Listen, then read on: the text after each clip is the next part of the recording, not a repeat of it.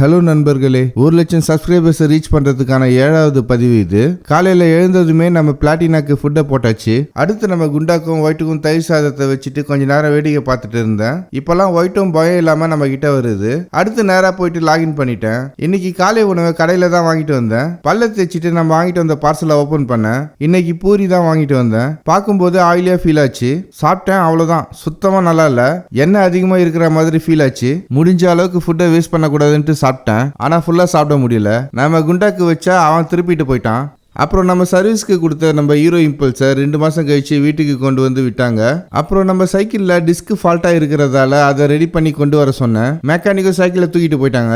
திரும்பவும் நான் ஒர்க்கை கண்டினியூ பண்ணேன். அப்புறம் குளிச்சுட்டு ஃப்ரெஷ் ஆயிட்டு வந்தேன். வீட்டில் லஞ்சை ரெடி பண்ணி வச்சிருந்தாங்க.